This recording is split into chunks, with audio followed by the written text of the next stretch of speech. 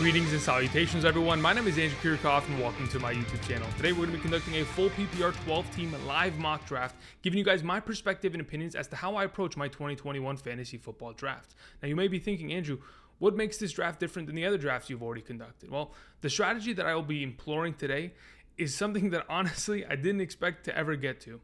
Something that I have talked widely on, potentially avoiding this upcoming season. The zero RB draft strategy. Now, for those of you who aren't familiar with the zero RB draft strategy, the idea behind it, or the impetus behind it, is if in fact you are selecting at the back end in the first round, like as you can see on screen, from the number 9, 10, 11, or 12th spot of the first round, and by the time the draft gets to you, potentially the top 8 to 10 running backs are already taken off the board, there may be a potential in which you can grab two high-level elite wide receivers, like a Devontae Adams, Tyreek Hill, Stephon Diggs, Calvin Ridley, maybe even in conjunction with Travis Kelce this upcoming season, and start off your draft with the two best available players on the board. Now, that's the entire impetus behind it. You're collecting players that are the best available on the board, and oftentimes, especially if you select two wide receivers or a wide receiver and a tight end in the first two respective rounds, by the time it comes back to you in the third and fourth round, the best available players are oftentimes going to be wide receivers as well. I'm sure you guys have heard me mention it a lot this offseason, that the drop-off in production between the running back and wide receiver position, especially in a full PPR, often favors the wide receiver position in terms of overall productivity and talent. So we're going to often see ourselves drafting wide receivers in these middle rounds and finding a lot of value there, along with, of course, grabbing the best available players in the first round. Now, where does that leave us with the running back position? Some of the running backs that we're going to go after and specifically target are guys that are PPR dependent. They're third down backs that are going to catch the ball upwards of 50 to 60 times this upcoming season, and that gives them a lot of value in a full PPR scoring format.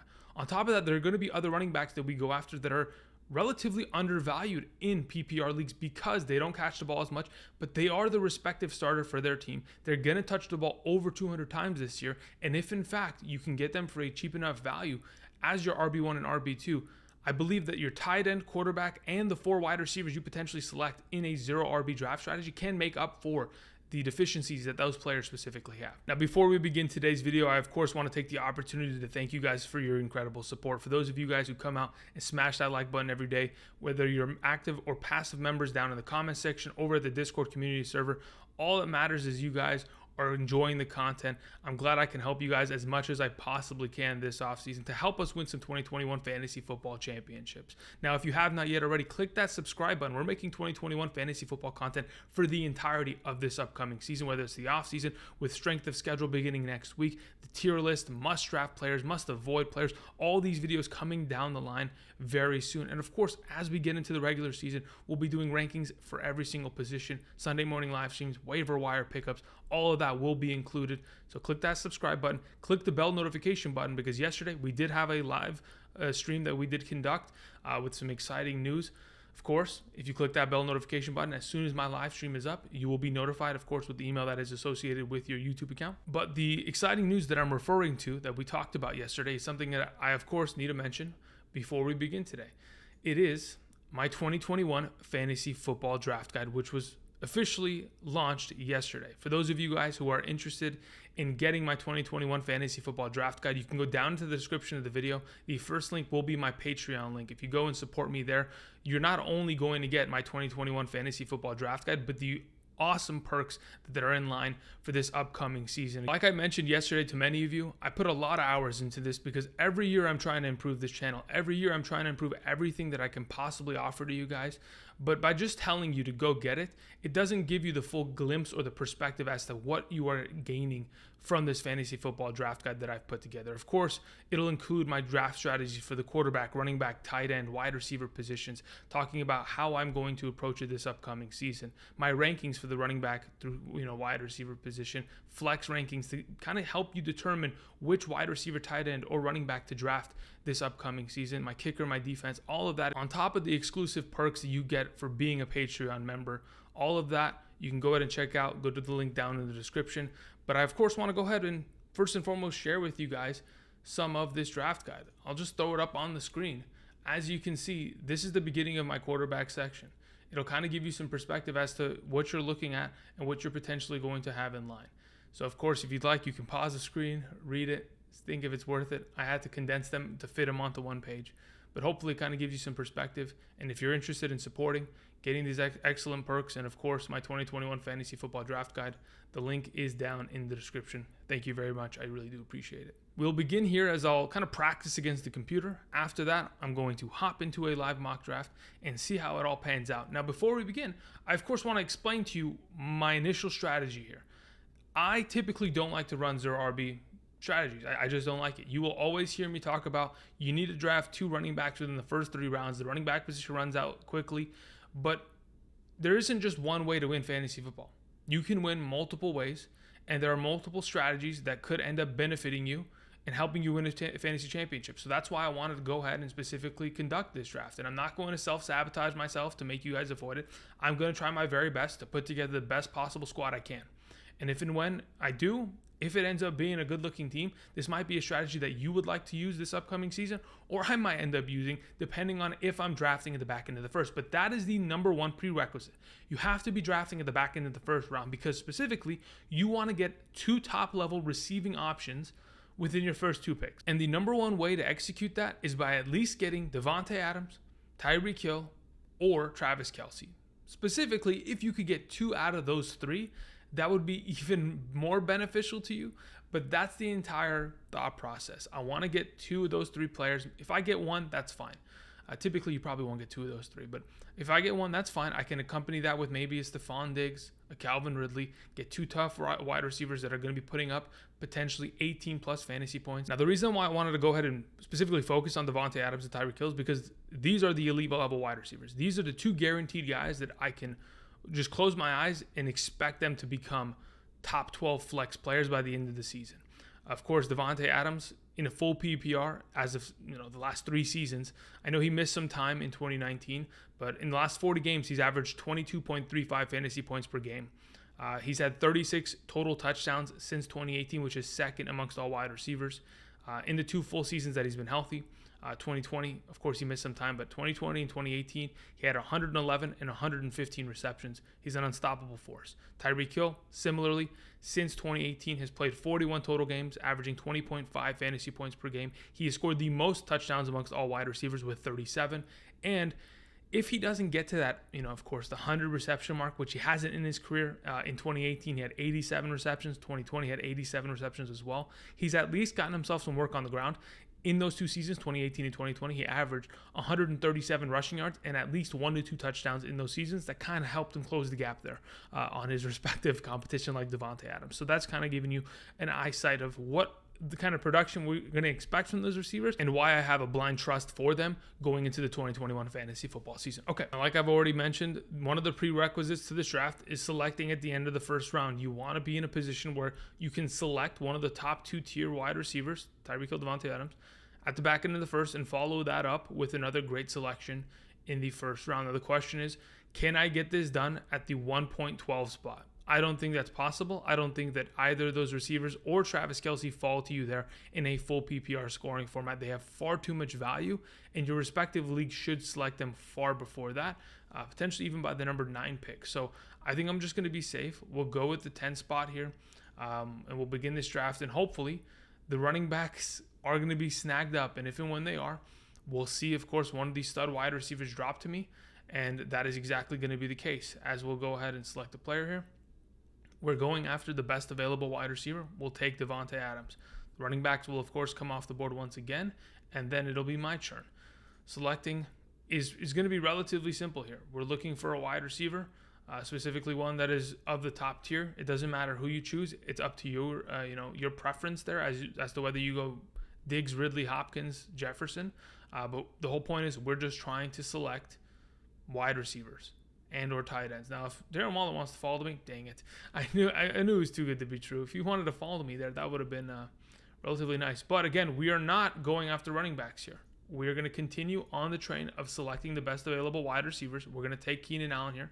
And as the 4th round scoops around, I'll go ahead and pause this just to kind of give you a lay of the land. I probably should be selecting quarterback here. I think if, in fact, I don't go quarterback here, I'm not going to gain an advantage at the quarterback position that I would want. I'd have to settle for drafting one maybe in the 6th round, which still is going to be a great value guy like a Russell Wilson, maybe Aaron Rodgers. which I'm fine with, but I'm potentially looking at Kyler Murray here. I could go either Kyler. I don't want to draft a tight end here in the 4th round. It's far too early, especially considering the best tight ends are off the board already. And I mean, the wide receiver position, when I look at it right now and see who's available, Amari Cooper, Chris Godwin, CeeDee Lamb, I don't mind going with one of these guys, and they would immediately fit into my flex position, but I think I can wait for my flex wide receiver. So we'll go ahead. We'll take a quarterback here in the name of Kyler Murray. Oh, I have to unpause the draft, sorry. I was about to say, I was like, why can't I select? We'll take Kyler Murray here, gain an advantage of the quarterback position, and let the draft come back to me. If and when it does, I'm looking for tight end, of course. Hopefully, TJ Hawkinson can fall to me, and or Mark Andrews. Okay, there goes Mark Andrews. Hopefully, TJ Hawkinson can fall to me, and if and when he does, that'll open up an opportunity for me. Okay, this will be the case. So I'll pause the draft. Let's look at what's available on the board. We have TJ Hawkinson, the best available tight end, gave me an advantage potentially there. I could go after one of these wide receivers. Again, I'm waiting to grab my 4th wide receiver, as I think I can wait for, there's so much value on this board that I can potentially wait for further rounds. But I think the 6th round is where I need to address the running back position. Let's see what available running backs are. As you can see over my left shoulder, Kareem Hunt, Javonte Williams, Mike Davis. I want Mike Davis. That's what I want. And I think I can get him at the end of this upcoming round. So as the round scoops back around here, it's the 6th. I think I can get Mike Davis as my RB1. And if in fact I can do that, I'm in a pretty solid position here. So we'll go ahead. We'll begin by taking the tight end position. Let's resume this draft. Select player. Give me TJ Hawkinson. And then we'll go ahead and get lucky that Mike Davis scoops back around. Again, there's always an inherent risk there. But here we go. Let's go ahead and select player. And this is where I begin to take the running back position. I wanted a running back that is going to get receptions, and on top of that, be a guy that might see 70% of his team's respective touches. Grabbing an undervalued running back like Mike Davis in the 6th round sets me up for a lot of success with this team because of the potential that I have based on the overall investment there. Now, when I pause this draft, like I was mentioning, we could end up going for our 4th wide receiver here. After contemplating this decision and looking at the available options, I'm either going running back, or a running back and a wide receiver and locking in my flex. When I look at the available running backs, I could go with double rookie running backs that end up being J.K. Dobbins and or DeAndre Swift level players this upcoming season later down the line. And yes, I would have to go ahead and rely upon other running backs to at least get me down the line with victories, but I also would be anticipating that my wide receiver core could carry me in that aspect. But I don't mind going there, or I could go with a running back and a wide receiver. Let's see what's available. I like Michael Carter here, but it again is going to depend on what is available for me at this turn. Okay, so when we look at what's available on the board, I think it's a pretty good idea to either go, I like Laviska Shenault and I like Antonio Brown a lot. I even like Brandon Cooks because he's going to be the only guy catching the ball there. But we're looking for potential upside at the running back position. We ignored it for quite some time. I'll go Trey Sermon here. I'll let the draft come back to me. I'll address wide receiver a little bit later down the line. There's going to be a lot of wide receivers that have value this upcoming season, and it's not going to be the end of the world if I don't draft one of these guys because the flex position is going to always be a rotating player, and I can potentially fill it with a plethora of guys. Now, when we get to this round, I select this player. Let's see here, wide receiver. I can go ahead and get my Antonio Brown or my Will Fuller here this upcoming round. The running back position still looks decent, so let's go ahead. Let's get my flex player here. The wide receivers will come off the board. Zach Moss, I'm not really interested in very much in kind of investing in. And then we get to a position where, yeah, let's go ahead and let's grab our Nyheim Hines. And let's continue to build there. And now, probably for the next couple rounds, because I don't have to really grab quote-unquote handcuffs because I don't have a stud running back, I can continue to address other positions of need and grab it like that. So now that we've gone ahead and executed this draft, I want to go ahead and hop into a live mock draft and just kind of give you the results and see exactly what we were able to compile in a live execution of this draft. Again, looking for early wide receivers, a quarterback that'll give me an advantage, one of the top 5 to 6 overall tight ends, then selecting one of these stud running backs like a Mike Davis, who is being undervalued, and then accompany him with PPR guys and guys that have high upside at the running back position. So that's going to be the execution here, and I'll see you in a bit. As you can see on screen, I selected from the 1.12 position during this live mock draft that is currently still going, but I want to first and foremost thank all of you in the Discord community server who are able to come and take time out of your day to live draft with me and kind of give us a little bit of an experience as to what exactly we can expect when we are conducting a 0 RB live draft. And so let's kind of explain to you the thought process that I had when I went through it. Of course, for those of you who are trying to join the Discord, it's free down in the description of the video. You can find the link there and join.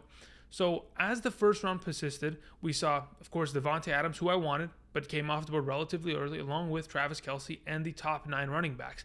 As that occurred, we, of course, had to go with the best available players, specifically 2 at the wide receiver position, who, in my opinion, far and away are the best available players on the board at the 1.12 and 2.1 positions. So I go, Tyreek Hill and Calvin Ridley there. As the 3rd and 4th round scoops around, we see early tight ends taken along with a lot of wide receivers and running back depth. But once the draft gets to me, I sit there and I think to myself, I'm not willing to draft a quarterback as of right now when I can still get value potentially in the 5th and 6th round. I might as well go ahead, double invest in wide receivers, and that's exactly what I did going with Chris Godwin and CeeDee Lamb. I didn't want to take a tight end there, but unfortunately, by the time the draft came back around for me, Kyle Pitts went in the back end of the 4th, along with Mark Andrews and TJ Hawkinson. Again, where I was selecting, that's just the nature of the beast. When you let the draft go down and come back around to you, and there are 22 selections before your next draft pick, it's often going to be situations in which you're not going to be in control and players are going to be selected that you want. That being said, I still got 4 receivers, 3 who are going to be my starting receivers, and 1 that's going to be in the flex position every single week.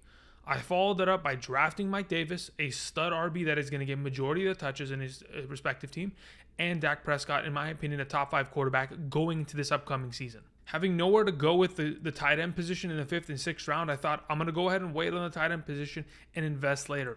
Perhaps I may have invested a little early in Noah Fant, but of the available wide receivers that were remaining that isn't an Irv Smith that I'd get in the double-digit rounds, that's the only guy that I'm comfortable with in comparison to the Tunyons, Gesicki's, Logan Thomas's, Dallas Goedert's of the world. I like Noah Fant, and that's where I invested. I followed up that investment with a running back selection, and though I really wanted to potentially get Raheem Mostert instead of Noah Fant, because the selection was made beforehand, I had to go ahead and I went for upside, and that's where I went for the rest of my draft.